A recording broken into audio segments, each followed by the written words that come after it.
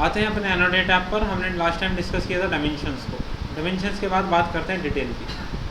ठीक है, डिटेल यानी कि किसी वॉल की कोई डिटेल आपको मेंशन करनी है, तो वॉल की डिटेलिंग के लिए हमेशा हम क्या करेंगे, एक सेक्शन लाइन बनाएंगे। सेक्शन लाइन बनाने के बाद आप उस वॉल की डिटेलिंग के लिए जाएंगे।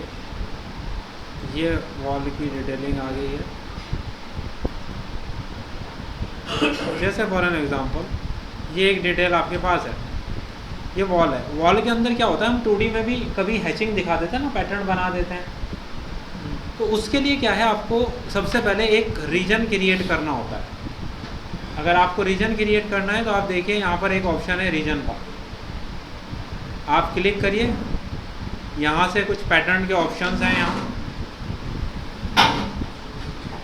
किसी भी पैटर्न को सिलेक्ट कर सकते हैं। बाउंड्री बता दीजिए कि मैंने यहाँ से यहाँ तक का रीजन फिल करना है, ओके करना है। ये रीजन आपने फिल कर दिया, आप सेलेक्ट करके देखो यहाँ हैचिंग दिख रही है ना। बाद में इसे चेंज करना हो, एडिट टाइप में जाइए और यहाँ पर ब्राउज़ करिए। ये सब पैटर्न्स आपके पास अवेलेबल है। जिस टाइप की हैचिंग आप करना चाहते हैं सेलेक्ट करिए, ओके करिए, ओके करिए, वो हैचिंग यहाँ अप्लाई हो जाएगी उस रीजन पर। ठीक है, अगर हम कोई डिटेल्स बनाना चाहते हैं किसी स्पेसिफिक प्रोजेक्ट का, जैसे ये लेवल 2 है, यहाँ पर आप कोई डिटेल मेंशन करना चाहते हैं, डिटेल लाइन पर क्लिक करें तो यहाँ क्या होता है, डिटेल्स के लिए स्केचेस होती हैं। यानी कि कहीं पर कोई रेफरेंस कोड अब हम बनाएं एज ए कंस्ट्रक्शन ज्योमेट्री, जिसकी हेल्प से हम डायमेंशंस डिफाइन करना चाहते हैं। क्योंकि आप यहाँ से जो भी कंस्ट्रक्शन ज्योमेट्री बनाते हैं वो कंस्ट्रक्शन ज्योमेट्री केवल और केवल इस प्लान में ही दिखाई देती है, जिसको आप डिटेलिंग पर्पज़ के लिए यूज़ कर सकते हैं। ये आपको 3D में या किसी अदर में दिखाई नहीं देता। यहीं पर अगर हमने मॉडल लाइन बनाया था, वो मॉडल लाइन हमें 2D और 3D हर जगह विजिबल होता है। ये फ़र्क है मॉडल लाइन और डिटेल लाइन में। डिटेल लाइन का मतलब डिटेलिंग का पर्पज़ के लिए कोई कंस्ट्रक्शन करना पड़े आपको, तो आप डिटेल लाइन में जाकर स्केच बना सकते हैं। थर्ड ऑप्शन आता है कंपोनेंट। अब आप बोलोगे सर कंपोनेंट का ऑप्शन तो यहाँ भी था, यहाँ से हमने 3D कंपोनेंट प्लेस किया था। जब आप एनोटेट पर आकर के कंपोनेंट पर क्लिक करेंगे तो यहाँ से हम 2D कंपोनेंट्स को प्लेस कर पाएंगे। बोल्ड साइड्स एंड ऑल, आप किसी भी कंपोनेंट को सिलेक्ट कर रहे हैं, आपको दिख रहा है डिटेलिंग पर्पज़ के लिए। कहीं पर बोल्टिंग है तो आप जा कर के क्या कर सकते हैं, बोल्ट्स का असेंबल कर सकते हैं। आप यहाँ जाएं, बाकी और ऑप्शंस क्या हैं, कहीं पर कोई ब्रेक लाइन बनानी है, ब्रेक लाइन कहीं उन्होंने दी है क्या, हाँ ये रही ब्रेक लाइन। देखते हैं ना, कहीं स्टेयर्स को हाफ दिखाना होता है, 2D प्लान में कट करना होता है तो आप ब्रेक लाइन बना देते हैं। तो ये ब्रेक लाइन से देखो उसने क्या किया, इस रीजन को ब्रेक कर दिया। तो ये जो कंपोनेंट्स होते हैं ये 2D कंपोनेंट्स हैं जो डिटेलिंग पर्पज़ के लिए होते हैं। 3D में हमें बोल्ट नहीं दिखेगा, ये केवल डिटेलिंग में दिखेगा क्योंकि डिटेल कंपोनेंट आपने प्लेस किया है। नहीं, केवल और केवल जिस फ्लोर प्लान पर आपने अप्लाई किया है उसको, उसी फ्लोर प्लान में आपके लिए विजिबल होगा, किसी दूसरे फ्लोर प्लान में नहीं दिखेगा। Next, revision cloud. अब मैंने ड्राइंग, सपोज आपने कोई ड्राइंग बनाई, आपने मुझे सबमिट करी, मैंने उसकी डिटेलिंग चेक की, मुझे पता चला कि यार कहीं पर कोई मिस्टेक है, मुझे वो ड्राइंग रिवाइज़ करानी है, जैसे ऑटोकैड में आपने यूज़ किया होगा। तो मैंने क्या किया, रिवीजन क्लाउड में जा कर के उस एरिया को हाईलाइट कर दिया कि भैया ये एरिया है। तो अब ये पूरे मॉडल में आप जैसे ही जाएंगे आपको अलग से ही दिख जाएगी ये शेप। तो रिवीजन क्लाउड होता ही रिवाइज कराने के लिए, तो किसी स्पेसिफिक रीजन को हाईलाइट करने के लिए, रिवीजन पर्पस के लिए आप उसको रिवीजन क्लाउड को क्रिएट करते हैं। उसकी कलरिंग भी कर सकते हैं इसके अंदर नहीं, जैसे क्लाउड थोड़ा सा बोल्ड करके इसका कलर अलग से देना है, हाईलाइट करना है। यार ऐसा कोई ऑप्शन होता तो नहीं है, इसको अगर हम सेलेक्ट करें, ऐसा कोई ऑप्शन मैंने नहीं देखा ऐसा। चाहिए होता है क्योंकि अलग से बोल्ड बात आपका सही है, लेकिन यहाँ पे हमें ऐसी कोई परमिशन, यहाँ कोई डिटेलिंग ऐसी अवेलेबल नहीं होती हमारे पास रिवीजन क्लाउड, है ना। ऑटोकैड में होता है, आप जिस लेयर में बनाते हो उस लेयर का कलर ले लेता है, या थोड़ा उसका स्टाइल भी बदल सकते हो, वहाँ 2 तरह के स्टाइल होते हैं, लेकिन यहाँ ऐसा नहीं होता।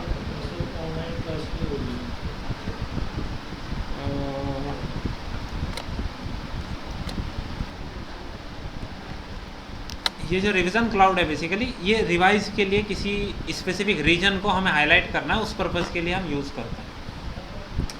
आपने काफ़ी चीज़ें देखी थी ना जो मॉडल के अंदर थी, वही सारी चीज़ें डिटेल के अंदर है, बस वहाँ 3D में बन रहा था इसलिए वो हर जगह विजिबल था। जो चीज़ें हम डिटेल में बनाएंगे वो जिस व्यू में आपने अप्लाई किया केवल उसी व्यू में विजिबल होगा। अब जैसे आपको याद होगा वहाँ हमने मॉडल ग्रुप्स बनाए थे, यहाँ उसी तरह डिटेल ग्रुप भी आ गया, यानी कि जो भी डिटेल कंपोनेंट्स हैं आप उनको एक साथ बना सकते हो। क्रिएट करना है तो ग्रुप में क्या क्या ऐड करना है, डिटेल वाला, ये ध्यान रखना है। ग्रुप टाइप सेलेक्ट करना होगा। अगर आपने मॉडल को ही एक्टिवेट कर दिया तो ये 3D कंपोनेंट को सेलेक्ट करेगा तो आप डिटेल का ग्रुप नहीं बना पाएंगे। यहाँ ध्यान रखना है ग्रुप टाइप कैसा, डिटेल के लिए। ओके किया आपने, बोला आपको ऐड करना है, ये डिटेलिंग के लिए हो सकता है, ये डिटेलिंग का कंपोनेंट हो सकता है, फिनिश कर दीजिए। अब वही डिटेल ग्रुप कहीं और प्लेस करना है, ये बन गया डिटेल ग्रुप, जहाँ आपको प्लेस करना है आप गए, आपने जा कर के प्लेस कर दिया। क्या क्या लिया उसने,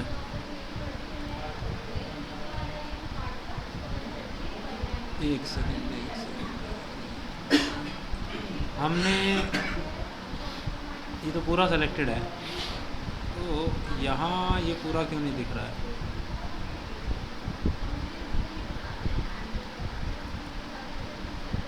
detail group place,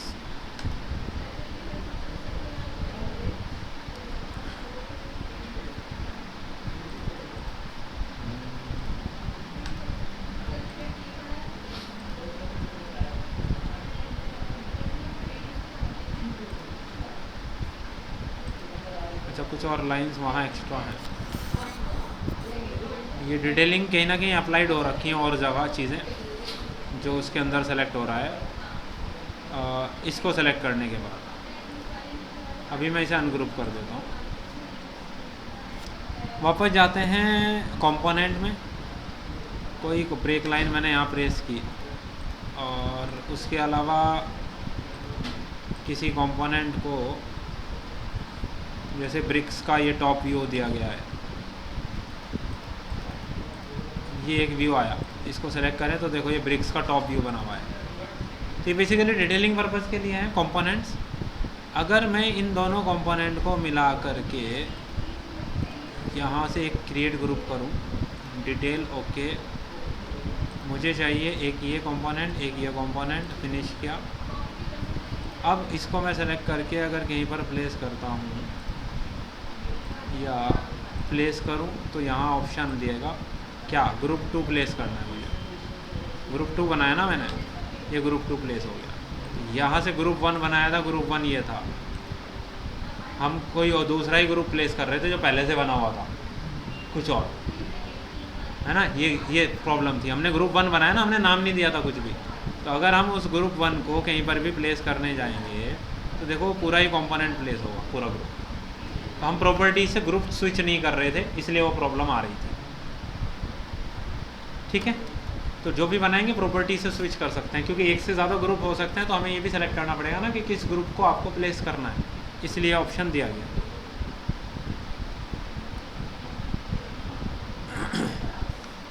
next insulation, जैसे कोई वॉल का सेक्शन बनाया था आपने, ये वॉल का एक सेक्शन था, तो अगर मैं इस सेक्शन को थोड़ा फाइन करूं तो आपको दिखाई देगा ना लेयर है, मल्टीपल लेयर्स हैं वॉल के अंदर। अब हो सकता है कोई एक लेयर आपने इंसुलेशन के लिए यूज़ किया हो, ऐसा भी हो सकता है ना, जो कंबाइंड आप वॉल बनाते हो कंपाउंड वॉल, उसके अंदर कुछ इंसुलेशन के लिए होगा, कोई आपका मेम्ब्रेन होता है वाटर के लिए, हम यूज़ करते हैं वाटर को, या साउंड के कंट्रोल करने के लिए यूज़ करते हैं। तो उसके बीच में आप अगर इंसुलेशन दिखाना चाहते हैं कि हाँ यार ये एरिया इंसुलेटेड है, तो पहले तो आपको उसकी विड्थ पता होनी चाहिए जितने एरिया में आपको दिखाना है। अब जितने एरिया में दिखाना है ये ऐसे तो पता नहीं चलेगा, क्योंकि या तो ये सेंटर लाइन पिक करता है या ये एक्सटेंशन लाइन पिक करता है। तो इस वॉल को अगर आप सेलेक्ट करें और एडिट टाइप में जाएं, यहाँ से प्रीव्यू को ओपन करके यहाँ से सेक्शन खोलें, तो ये कुछ सेक्शन है, एडिट में जाएं तो ये वाला सेक्शन कितना है 5 बाई 8 इंच, या अंदर वाले, ये 5x8 इंच का सेक्शन है। अब इसमें से कोई एक सेक्शन मान लीजिए हम यूज़ कर रहे हैं इंसुलेशन के लिए, तो अगर हम यहाँ से कोई मटेरियल अप्लाई करें उसको, ये इंसुलेशन के कुछ ऑप्शंस दिए गए हैं।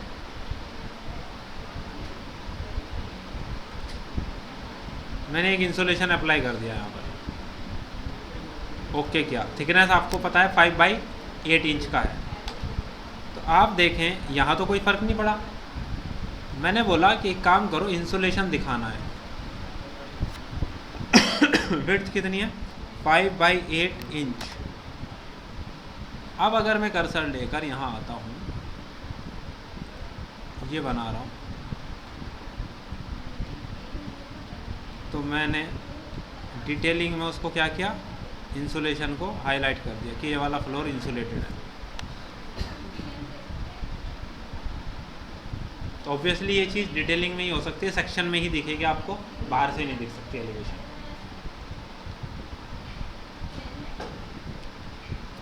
ये डिटेल टूल्स हैं बेसिकली डिटेलिंग के लिए।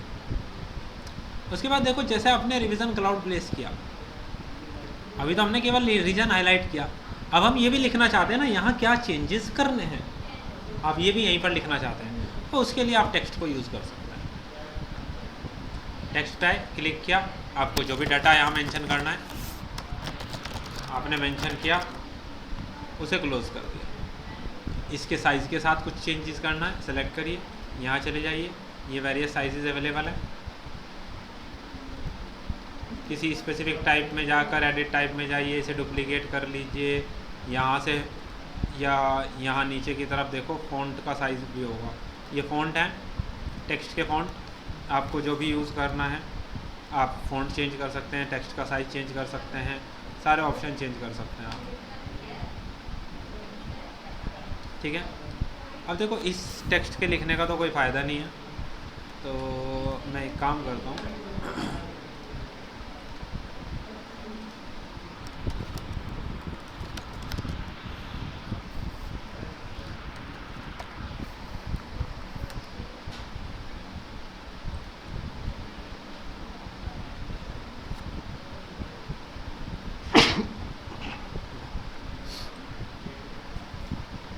मैंने कोई टेक्स्ट उठाया।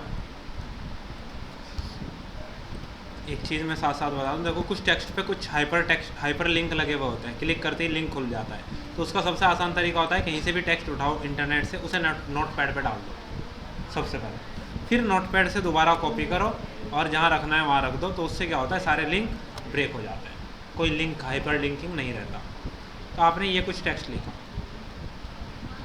अगर आपको लगना है कि आपको एक ही जगह करना है तो आप उसे एंटर करके चेंज कर सकते हैं।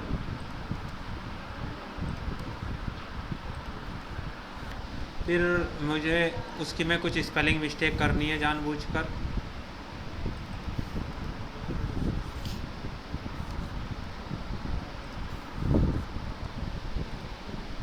ठीक है। टेक्स्ट लिख लेंगे, टेक्स्ट लिखने के बाद ऊपर एक ऑप्शन होता है चेक स्पेलिंग, आप क्लिक करेंगे तो बोलेगा कि भैया ये कोई वर्ड नहीं होता, मोशन EN, ये ऑप्शन होता है। अगर आपको लगे हाँ ये सजेशन सही दे रहा है तो चेंज पे क्लिक कर दो। फिर कह रहा है टूडेज, हमें पता है ये तो सही है, इग्नोर करो।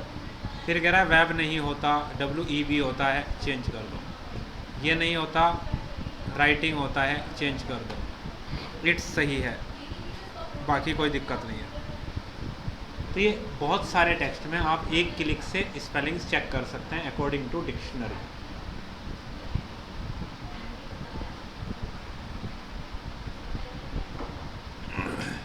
नाउ कोई टेक्स्ट मुझे फाइंड करना है, बहुत सारा टेक्स्ट लिखा हुआ है, कुछ यहाँ कुछ यहाँ कुछ यहाँ, मुझे फाइंड करना है कोई टेक्स्ट। मैंने फाइंड किया कि मुझे आप बताइए कहाँ लिखा है राइटिंग, फाइंड। उसने बोला लेवल 2 के फ्लोर प्लान पर यहाँ राइटिंग लिखा है, फाइंड कर दिया उसने कहाँ लिखा है।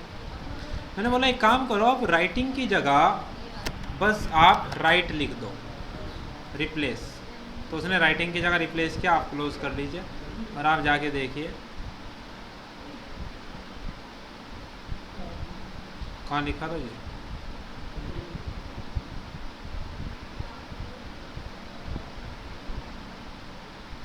राइट, ये आ गया, इट्स फोकस ऑन राइटिंग था यहाँ पे। तो आप टेक्स्ट को फाइंड भी कर सकते हो और उसको रिप्लेस भी कर सकते हैं। ये बहुत कॉमन सी चीज़ें हैं। हाँ, पूरे प्रोजेक्ट को आपको ऑप्शन देता है ना, आप जब यहाँ जा रहे हो तो ये भी दे रहा है ना ऑप्शंस।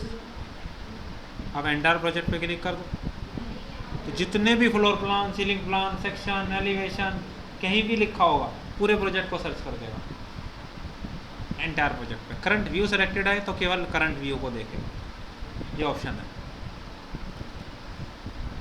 नाउ बात आती है जैसे डोर्स हैं, विंडोज़ हैं, वॉल है, उनको आप टैग करना चाहते हो, उनको आप टैग करना चाहते हो तो आपके पास एक ऑप्शन होता है टैग बाय कैटेगरी।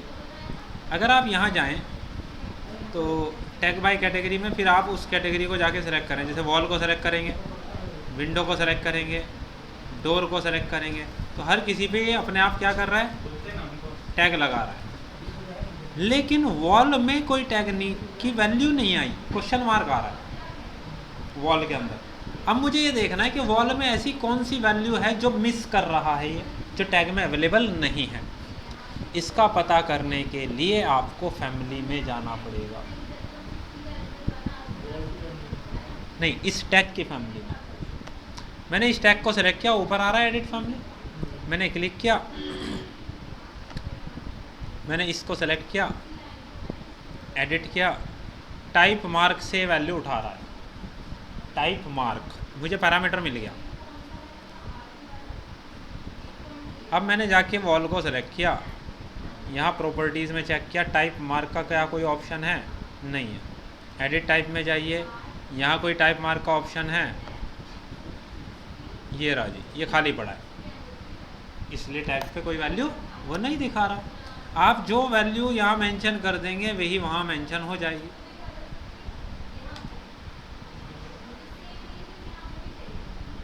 बात समझ में आई कुछ? नाउ आप वापस से चलते हैं एनोटेट। ये तो tag by category 1 by 1 selection करना पड़ रहा है। मैंने बोला नहीं यार, ये ऐसे तो बहुत टाइम लग जाएगा, छोटे मोटे प्रोजेक्ट में तो चल सकता है, बड़े में कामयाब नहीं है। एक ऑप्शन है टैग ऑल, क्या टैग करना है? मैंने बोला यार मुझे सारे डोर को टैग करना है, डोर्स को। जब आप टैग करते हो, जैसे अभी डोर टैग था तो आपको एक लीडर लाइन भी दिख रही थी, टैग थोड़ा दूर लिखा था, तो आपको ऑप्शन दे रहा है लीडर चाहिए कि नहीं चाहिए। फिलहाल मैंने बोला नहीं चाहिए, मैंने इसको किया अप्लाई, टैग लग गया। हर एक डोर पे टैग लगा होगा, 204A, 204B, 204, 100E, 100G। अब किसी भी डोर को आप सेलेक्ट करके अगर चेक करें 100G यहाँ मार्क है तो वही मार्क आ रहा है यहाँ। मान लीजिए आपने बोला इस टाइप के जितने भी डोर हैं SA सारे सेलेक्ट हो जाए, सबका मार्क अलग अलग है लेकिन मुझे सेम टाइप पे सेम मार्क चाहिए। मैंने बोला ठीक है, मुझे हर एक डोर पे D2 चाहिए, सिमिलर टाइप के डोर। ये डुप्लीकेट का आपको एरर देगा। अब सारे सिमिलर डोर पे D2 हो गया। मैंने फिर इसको सेलेक्ट किया, फिर SA प्रेस किया, ऐसे जितने भी डोर हैं उनको मैं मार्क दे रहा हूँ D1, सब पे मार्किंग हो गई D1, ये हो गया। अच्छा, लीडर लाइन नहीं आई क्योंकि सेलेक्ट नहीं किया था, अभी मैं अंडू कर देता हूँ। टैग ऑल पर वापस जाते हैं, इस बार अगेन डोर टैग को अप्लाई करके दिखाता हूँ लीडर के साथ। ओके, इस बार लीडर लाइन बनी भी आई है।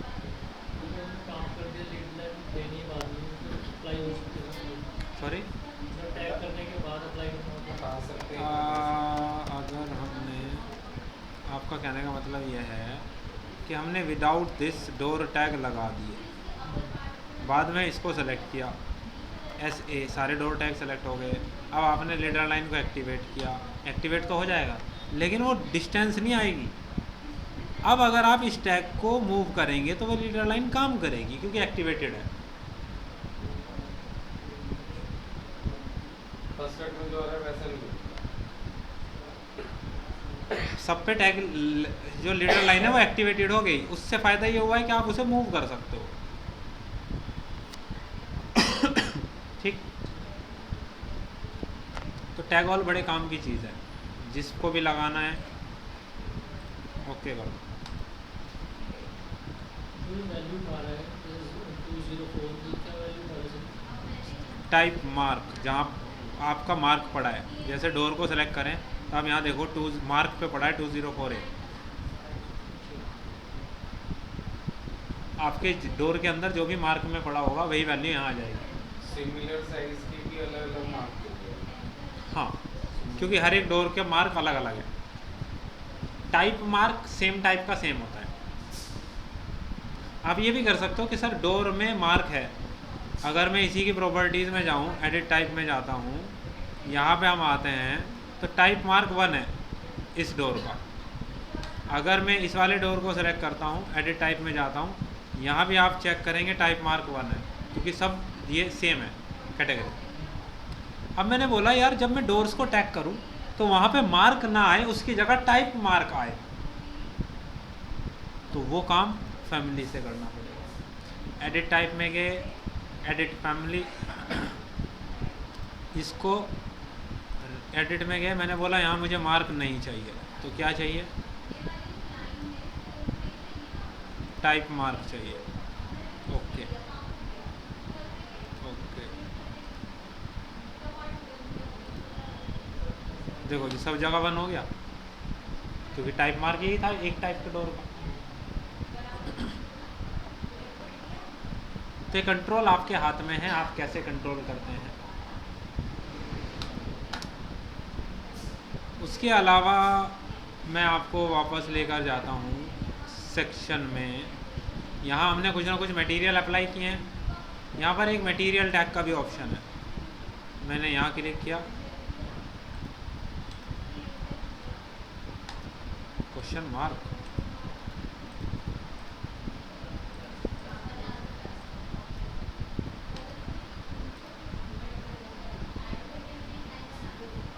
यहाँ तो हमने मटेरियल दे रखा है ना वॉल को ऑलरेडी।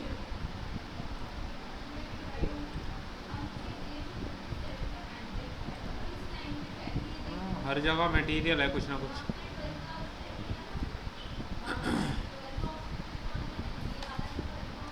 वापस जाते हैं मटेरियल टैग, मैं यहाँ आता हूँ। क्या प्रोसेसिंग लेने में टाइम ले रहा है क्या? नहीं, यही नहीं डिफाइन हो रहा है। ओके, तो इस क्वेश्चन मार्क को देखते हैं, ये वैल्यू कौन सी उठा रहा है। देखो ये सदाबहार चीज़ है, आपके काम यही आएगा। मटेरियल डिस्क्रिप्शन उठा रहा है जी, ठीक है। अब हो सकता है जो मटेरियल आपने इस लेयर को इस साइड दिया है, उस साइड उसके मटेरियल के डिस्क्रिप्शन में कुछ पड़ा ही ना हो, कुछ वैल्यू डिफाइन ही ना हो, ऐसा हो सकता है। पता कैसे लगेगा? वॉल को सेलेक्ट करते हैं, एडिट टाइप में जाते हैं, एडिट में जाते हैं, जिप्सम वॉल बोर्ड इंसुलेशन पड़ा है, इसकी जगह अगर मैं जिप्सम वॉल बोर्ड ही रिप्लेस कर दूं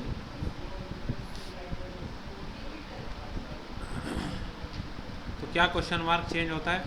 हाँ, तो इसका मतलब ये इंसुलेशन वाले मटेरियल के डिस्क्रिप्शन में कोई वैल्यू है ही नहीं। अब उसके लिए मैनेज में जाइए, मटेरियल में जाइए, और इंसुलेशन आई मैंने यही दिया था आई थिंक, बैट इंसुलेशन। इसकी आइडेंटिटी में अगर हम जाएं, डिस्क्रिप्शन में कोई वैल्यू है ही नहीं, इसलिए उसने कुछ वहाँ नहीं दिया। बात समझ आ गई?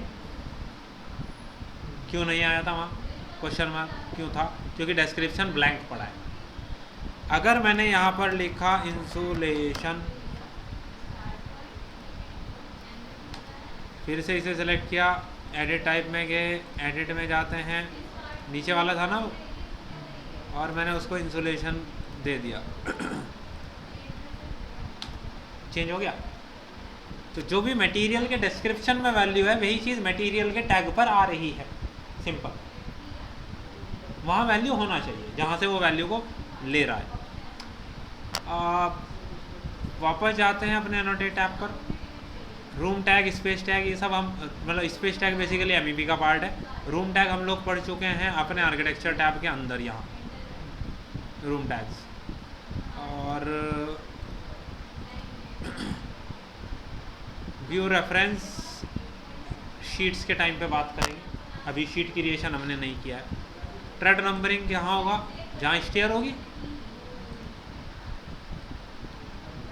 जैसे ये स्टेयर है, आप ट्रेड की नंबरिंग करना चाहते हैं, सेक्शन इसका कट करते हैं,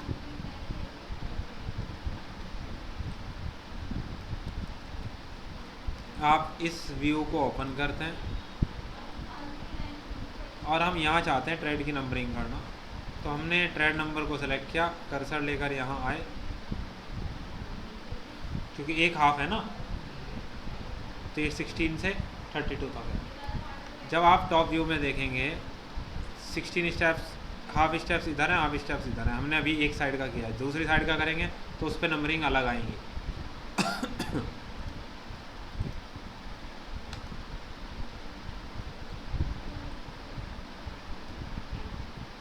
इसे अपोजिट साइड कर दो।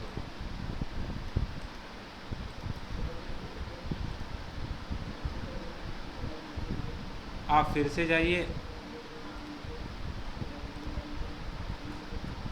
यहाँ से 1 से 15 आया और यहाँ पे 16 to 32 आया। समझ आया क्यों? हाफ हाफ आ रहा है। और ये जो टैग नंबर है सर, ये टाइम पे अप्लाई कर सकते हैं? सॉरी, टाइम पे अप्लाई कर सकते हैं? कौन से? वो टाइम पे ये नंबरिंग, हाँ। मतलब ये नंबरिंग जैसे यहाँ पे आ रही है, वो टाइम पे अप्लाई कर नहीं, सेक्शन में दिखेगी केवल। और वहाँ पे करते हैं टाइप की नंबरिंग। प्लान में डायरेक्ट कोई ऑप्शन नहीं है टैगिंग करने का थ्रेड्स के लिए।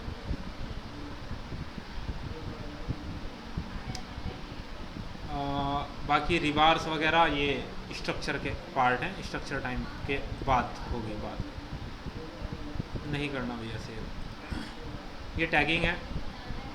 टैगिंग के बाद एक चीज़ होती है की नोट। अब की नोट देखो, ये स्टैंडर्ड के अकॉर्डिंग दिया गए हैं, ये इतने इन डेप्थ स्टैंडर्ड्स हैं बेसिकली, जो आज तक मैं भी एक्सप्लोर नहीं कर पाया। मैं बताता हूँ रीज़न क्या है। मान लीजिए आपका ये कोई एक मेंबर है, डोर है, ये कोई वॉल है। जब हम की नोट में जाते हैं ना, ये एलिमेंट की नोट अब बोलता है first point, second point, third point. अब आपसे पूछता है की नोट का डाटा बेसिकली अभी तक लोडेड नहीं है यहाँ पर। इसको सेलेक्ट करके पहले ये देखो ये डाटा ले कहाँ से रहा है।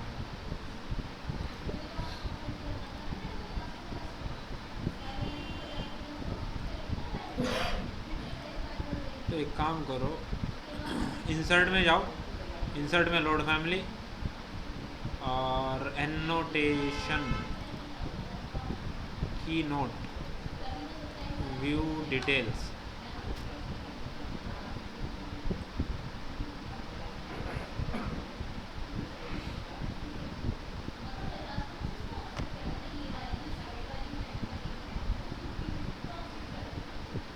की नोट की कोई फैमिली है, यही की नोट टैग, इसे ओपन कर दो तो आ गया। फिर क्यों नहीं दिखा रहा?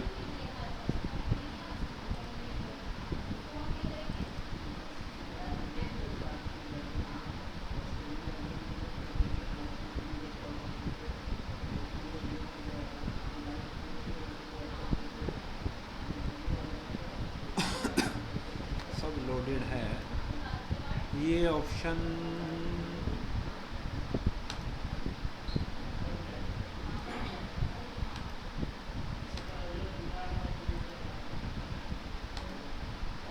इसको अगर हम सेलेक्ट करें, यहाँ कोई की नोट का ऑप्शन है, एडिट टाइप, ये पड़ा है जी की नोट का डाटा, कोई वैल्यू नहीं है यहाँ एक्चुअली।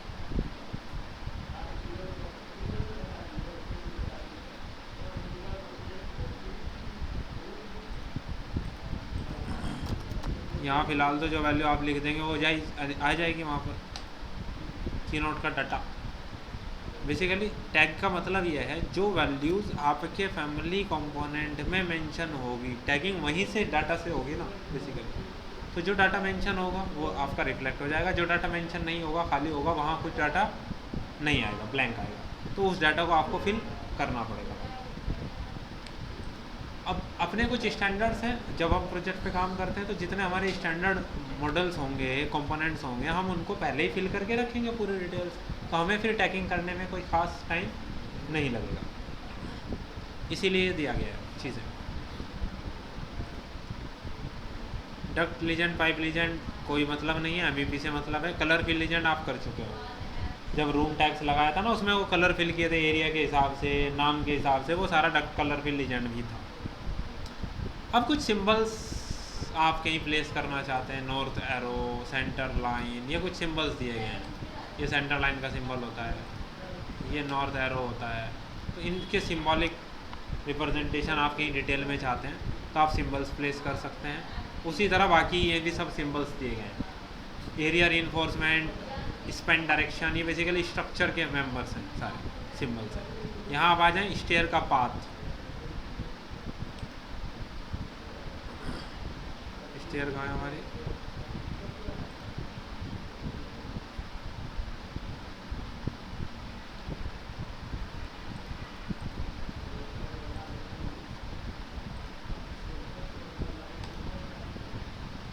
ये ग्रुप है, एक पहले कोई स्टेयर बना दो,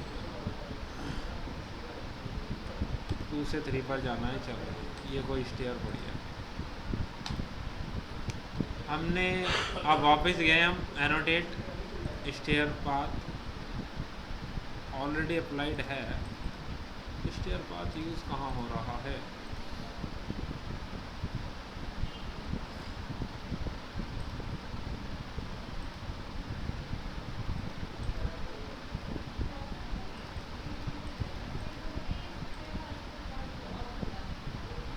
यहाँ डिसेबल हो गया। ठीक है, इसको मैं एक्सप्लोर करूँगा स्टेयर पाथ को। Annotates the slope direction to control the annotation display such as the start symbol and arrow head type. But कर क्यों नहीं रहा है, हम भी तो यही कर रहे हैं। ये स्टेयर है, स्टेयर पाथ,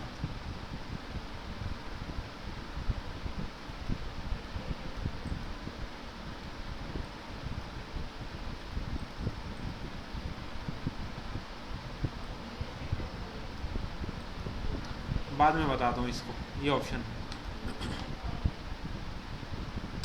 ये टोटल है हमारे पास एनोटेट टैब को लेकर डाटा।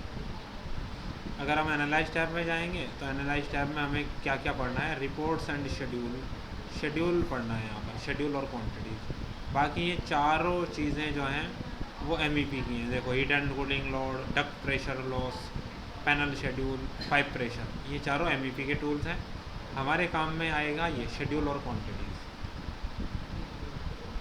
ये स्ट्रक्चर के रिलेटेड है, ये एमईपी से रिलेटेड है। इसमें चारों एमईपी के हैं, ये हमारे काम का है। सिस्टम्स सारे एमईपी के हैं, सिस्टम्स कहते हैं उसको, एमईपी सिस्टम्स को। फिर वही डक्ट लीजेंड, पाइप लीजेंड, हमने कलर फिल लीजेंड पढ़ लिया है। ये चीज़ें एनर्जी ऑप्टिमाइजेशन हमारे बेसिक मॉड्यूल का पार्ट नहीं है, ये एमईपी का आ गया, ये बेसिक मॉड्यूल के अंदर पार्ट नहीं है।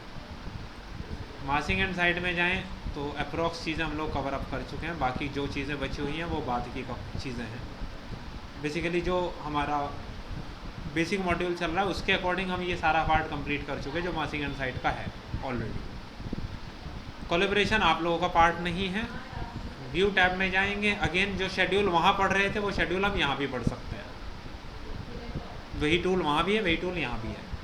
तो हम अब एनालाइज को समझो क्लोज हो गया, यहाँ पर हम शेड्यूलिंग पढ़ लेंगे जो चीज़ वहाँ थी, क्योंकि यहीं पे ये पढ़ेंगे शेड्यूलिंग, यहीं पे ड्राफ्टिंग व्यू सेट करना सीखेंगे, यहीं पे शीट बनाना सीखेंगे, वो सारा काम हम यहाँ करना सीखेंगे। बेसिक रेंडरिंग कैसे करते हैं वो सब चीज़ें यहाँ देखेंगे। बाकी व्यू टेम्पलेट, विजिबिलिटी, ग्राफिक्स, ये सब मैंने आपको बता दिया ऑलरेडी। फिल्टर पे हम एक बार डिस्कशन कर सकते हैं। और कुछ यहाँ व्यू टैब, यानी कि कल जो हमें स्टार्ट करना है वो व्यू टैब से स्टार्ट करना है, क्योंकि शेड्यूलिंग एंड ऑल वो यहाँ आ गया।